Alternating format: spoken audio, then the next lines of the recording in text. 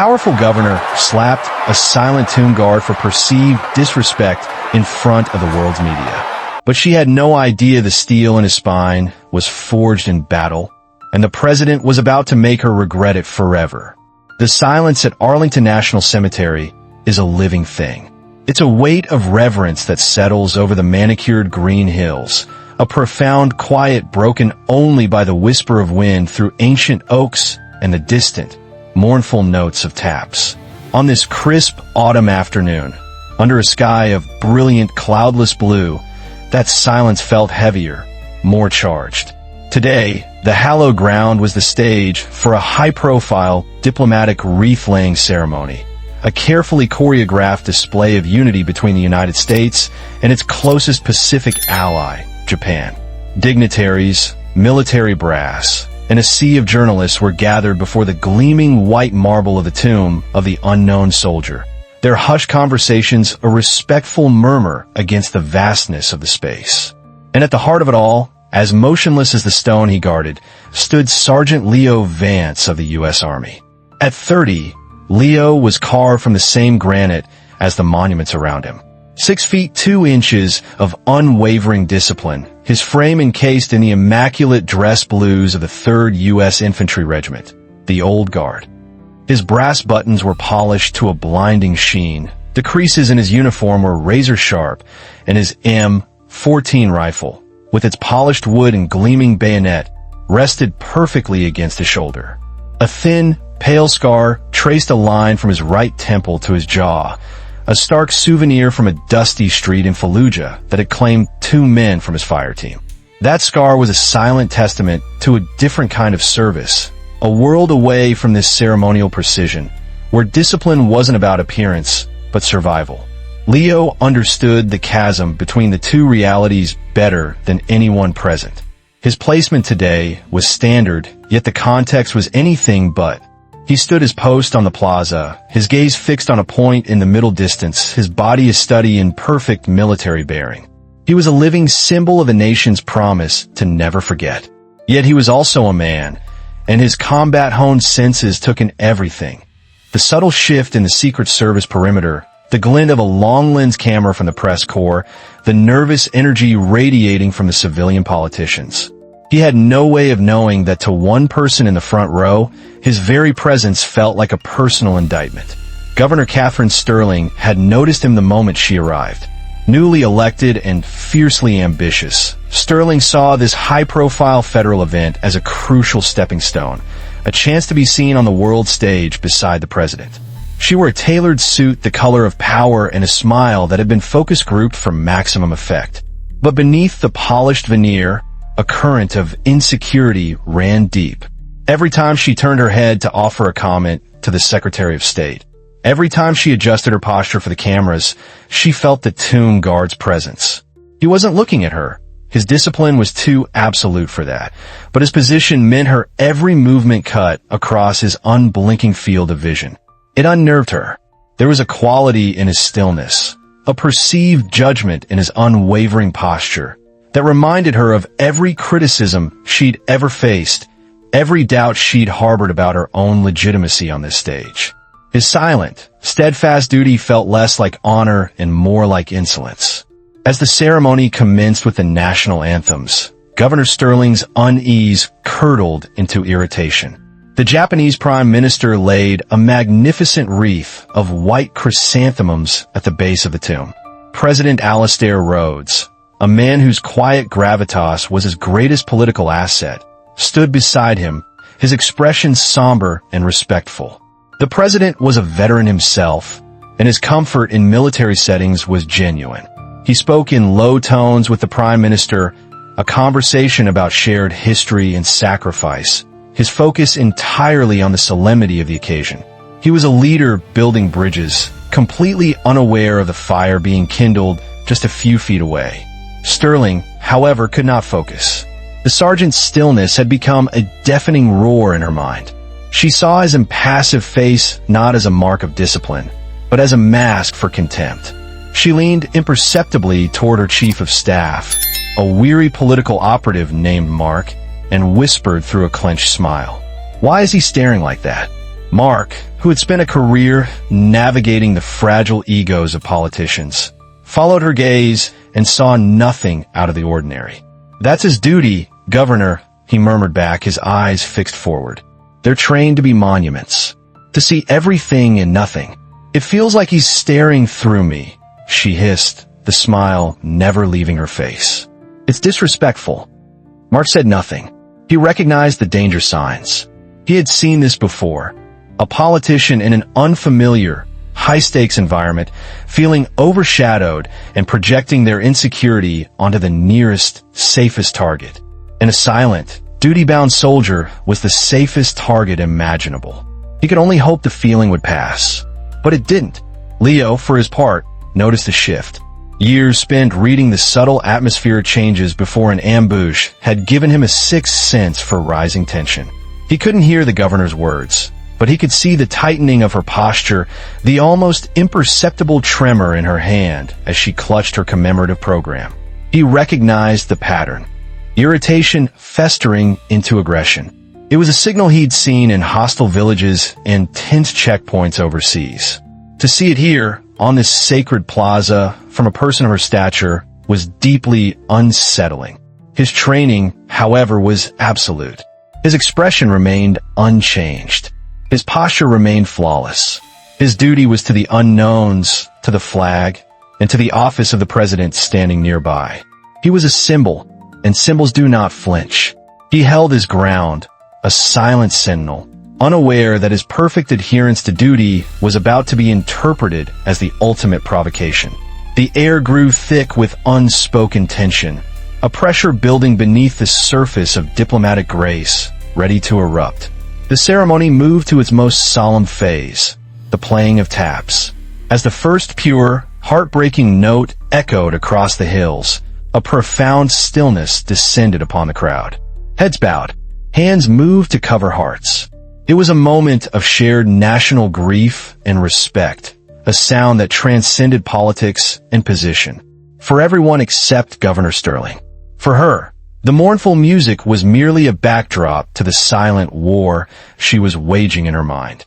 The sergeant's continued stillness in the face of her visible agitation felt like a deliberate, calculated insult. In her mind, his refusal to even flicker an eyelid in her direction was a public dismissal of her authority. She, a governor of a rising star, was being ignored, rendered invisible by a mere soldier. The thought was intolerable. Her self-control, stretched thin by ambition and insecurity, finally snapped.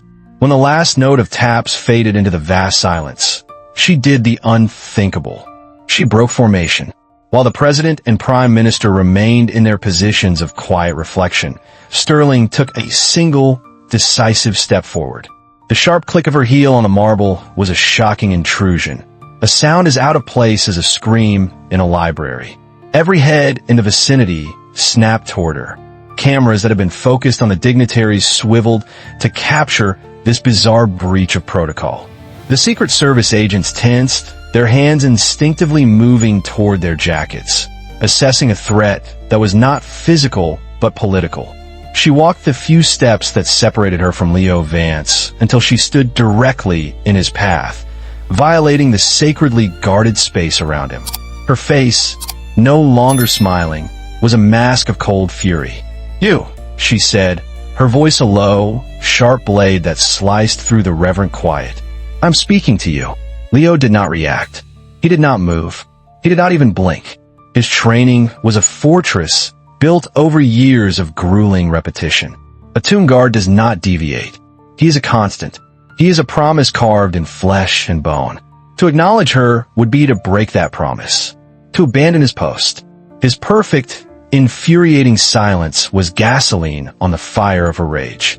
"You are staring at me," she declared, her voice rising, now loud enough for the boom microphones to pick up clearly. The reporter's eyes widened in disbelief. "Do you think that's appropriate, Sergeant? To disrespect a guest of the president in this place?" A collective, silent gasp seemed to pass through the assembled crowd. Foreign diplomats exchanged wide-eyed glances. The Secretary of State looked as if he had swallowed a stone. This was no longer a minor gaffe. This was a diplomatic incident unfolding on live television. They all looked toward President Rhodes, silently pleading for him to intervene to stop this catastrophic meltdown. But the president remained still, his face an unreadable mask of neutrality, allowing the terrible spectacle to reach its inevitable, horrifying conclusion. Leo held his position with a stillness forged in the crucible of war. He had remained motionless for hours under an Iraqi sun, while insurgents tried to bait him into revealing his position. He had stood at attention while the flag-draped coffins of his friends were carried past him, his grief locked behind a wall of military discipline. This was a different kind of assault, more public, more humiliating, but the principle was the same. Endurance, dignity, the silent strength that was the bedrock of the old guard's legacy. But his composure, the very embodiment of his honor, was something Governor Sterling could no longer tolerate. To her, it was the final, unforgivable act of defiance. She took another step, closing the final inches between them. She was so close now that the scent of her expensive perfume, a cloying floral scent, warred with the clean, crisp air of the cemetery. So close that everyone with a camera had a perfect, horrifyingly intimate shot of what was about to happen. "You will acknowledge me," she seethed, her voice a venomous whisper that carried in the absolute silence. "You will show me respect." Still, Leo gave her nothing. His eyes remained fixed on the horizon, looking through her, past her, toward the history he was sworn to protect. The scar on his jaw seemed to stand out, a pale line against skin weathered by sun and service. The hall of mirrors in her mind reflected only her own fury, and she saw his discipline as a personal attack designed to humiliate her in front of the world. Her hand, trembling with a toxic mixture of adrenaline and rage, rose without conscious thought. The gesture was slow enough for everyone to see, for 100 minds to scream no, for the moment to stretch into an eternity of disbelief. And then it fell. The sound of her palm, striking his cheek, cracked through the hallowed air like a rifle shot. It was a sound of such profound violation, in a place of such profound sanctity, that for a split second, the world seemed to stop. Leo's head was snapped to the side by the force of the blow. The sharp, sudden movement was a brutal contrast to his disciplined stillness. But then, in less than a heartbeat, he straightened.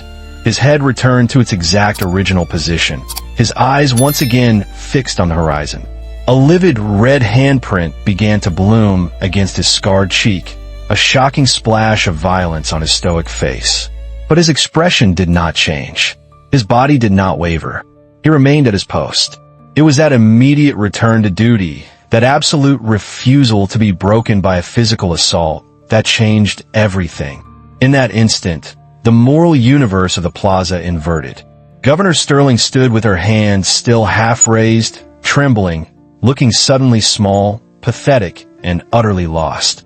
And Sergeant Leo Vance, the physical evidence of her assault emblazoned on his face, radiated a quiet, unbreakable dignity that no act of violence could diminish. The power had shifted completely. He had won without moving a muscle. A wave of shock and disgust rippled through the onlookers. This wasn't just an assault on a soldier. It was a desecration. And the most important witness had finally seen enough. President Alistair Rhodes had remained motionless, his face a granite mask, processing the unthinkable act he had just witnessed. His knuckles were white where he gripped the back of the chair in front of him. For a single, terrifying beat, no one knew what he would do. Then, with a slow, deliberate movement that seemed to command the very air around him, he rose to his full height. The soft scrape of his chair on the marble was deafening. Every camera, every eye, every ounce of attention in Arlington National Cemetery swiveled from the disgraced governor and the stoic soldier to the President of the United States. He was no longer just a diplomat. He was the commander-in-chief, and an attack on one of his soldiers was an attack on his command.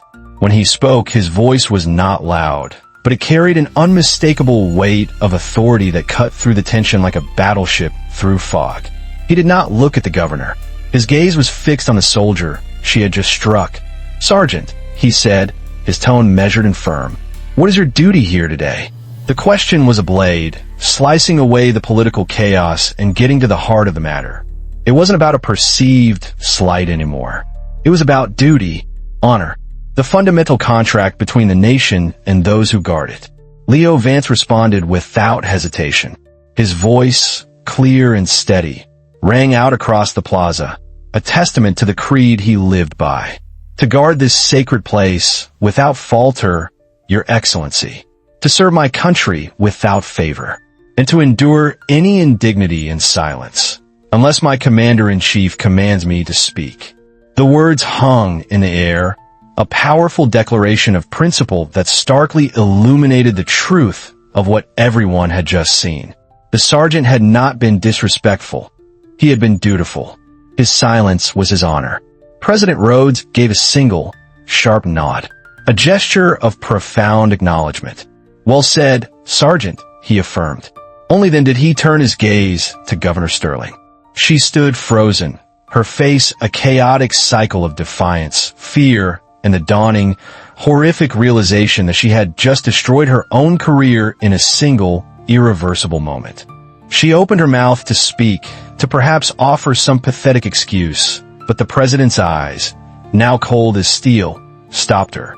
When he spoke again, each word was chosen with the precision of a historian writing a permanent record. "It is the office that commands respect, Governor," he said, his voice resonating with constitutional authority. "Not the person who forgets its dignity." The public rebuke was stunning. A gasp rippled through the assembled guests. The Japanese Prime Minister stared, his diplomatic composure momentarily shattered. This wasn't a family drama in a palace.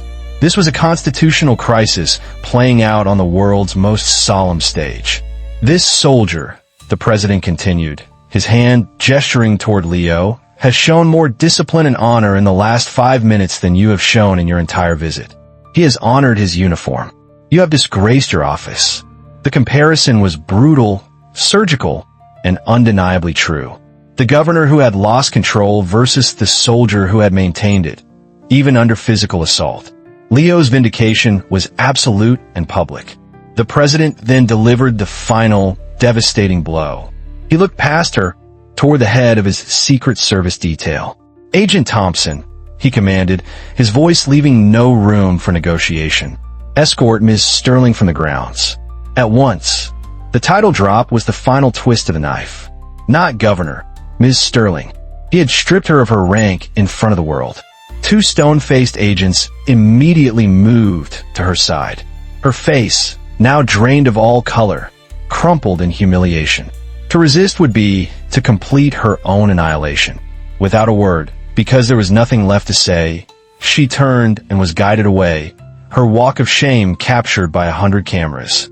The clicks of her heels on the marble were the fading heartbeats of her political future. When she was gone, a silence remained, filled not with tension, but with the profound weight of justice delivered. With Governor Sterling gone, President Rhodes turned back to the assembled dignitaries, his composure absolute. "Let us continue," he said, his voice calm, as if restoring order to the nation itself. He then walked forward, stood beside Sergeant Vance for a moment, and looked at the tomb. "The old guard is the living soul of our nation's honor," he stated, speaking to everyone and to history. "They represent an unbroken promise. To strike them is to strike at the heart of the Republic itself. That is a line that will never be crossed. Not by anyone. It was both a promise and a warning." Finally, his gaze returned to the man who had endured it all. "Sergeant Vance," he said, his tone now carrying a warmth and respect that was unmistakable. "Your bearing today has brought credit to your uniform, your unit, and your country. We are all in your debt." Leo brought his hand up in a flawless salute, the movement crisp and powerful. It was an acknowledgement not of praise, but of a shared understanding of duty. The president inclined his head in return, a gesture of respect from the commander-in-chief to his soldier that reaffirmed the very foundations of the institution. The ceremony concluded in a somber, charged atmosphere. The story would spread like wildfire through the military, through Washington, and across the globe. It would not be the story of a governor who lost her temper, but of a guard who kept his honor, and of a president who remembered his duty. Sergeant Leo Vance remained at his post until the last guest had departed, until the sun began to set behind the Virginia hills. The red mark on his cheek had faded, but the mark he'd left on the nation's consciousness would not. Some moments change everything, and sometimes the greatest victories are won not by fighting, but by the quiet, unyielding strength to stand your ground. What do you think? Did Sergeant Vance make the right choice by staying silent, even after being struck in front of the entire world? And was President Rhodes right to humiliate Governor Sterling so publicly, or should he have handled it behind closed doors? Let us know your thoughts in the comments below. And please, always comment with respect. If this story reminded you of the power of dignity and duty, make sure to hit that like button and subscribe for more true stories of the moments that define us. Share this with anyone who believes in standing for what's right, even when it's the hardest thing to do.